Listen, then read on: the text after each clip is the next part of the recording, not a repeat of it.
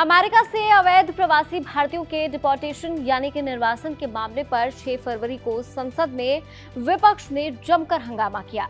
भारतीय प्रवासियों को जिस तरह से भारत लाया गया उस पर सवाल खड़े हुए। जंजीरों में बंधे लोग 40 घंटे जानवरों की तरह रखे गए। विपक्ष ने इस पर जमकर बवाल किया। इसके बाद विदेश मंत्री एस जयशंकर ने संसद में जवाब दिया।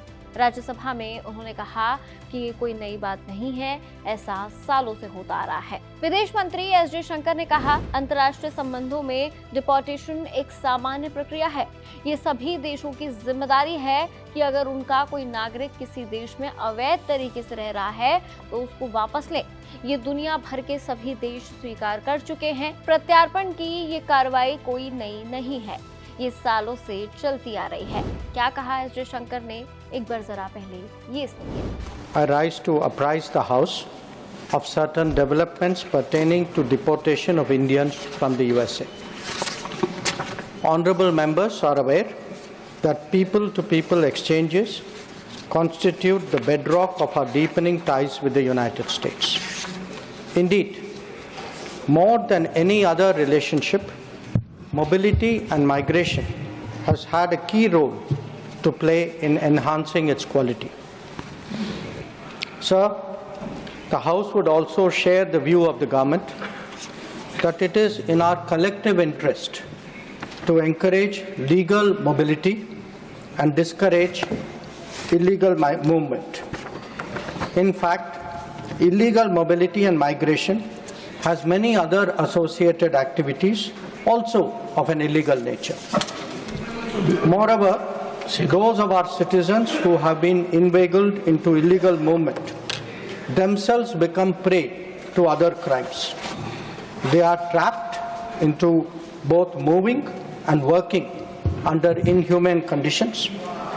Members are aware that unfortunately there have even been fatalities in the course of such illegal migration. Those who have returned have also testified to their harrowing experiences.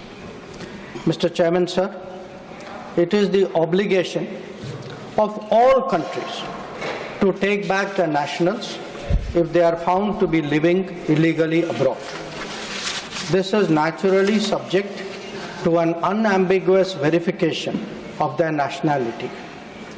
This is not a policy applicable to any specific country, nor indeed one only practiced by India. It is a general accepted principle in international relations. विदेश मंत्री ने इसके साथ ही साल 2009 से अब तक हर साल हुए डिपोर्टेशन के आंकड़े भी बताए।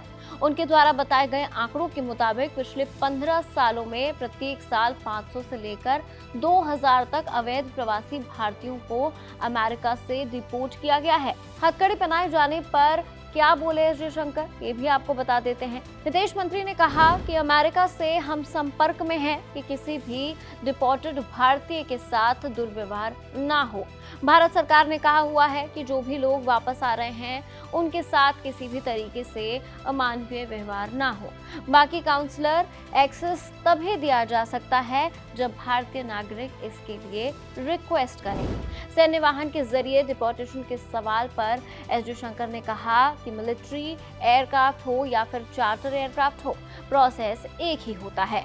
उन्होंने ये भी कहा कि 104 लोग वापस आ रहे हैं, ये हमारी जानकारी में पहले से था। बता दें कि 5 फरवरी दोपहर एक अमेरिकी सैन्य विमान से अमृतसर एयरपोर्ट पर 104 भारतीयों को उतारा गया।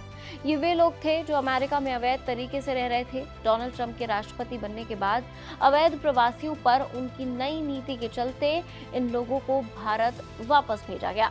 दरअसल ट्रंप सरकार अमेरिका में रह रहे अवैध प्रवासियों की पहचान कर उन्हें अपने अपने देश भेज रही है। बुधवार को भारत आए इन प्रवासियों में से कुछ लोगों ने अपनी आप बीती सुनाई।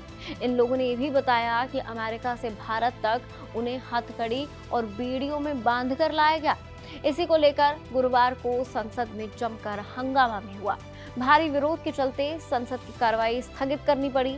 जब दोबारा कार्रवाई शुरू हुई तो विपक्षी पार्टियों ने इस मामले पर सदन में चर्चा की मांग की। यही कारण रहा कि बजट सत्र के बीच विदेश मंत्री को इस मामले में अपनी बात रखनी पड़ी। विपक्षी पार्टियों का कहना है कि ये भारत और भारतीयों का अपमान है और इस मुद्दे पर केंद्र सरकार को ट्रंप प्रशासन से बात करनी चाहिए।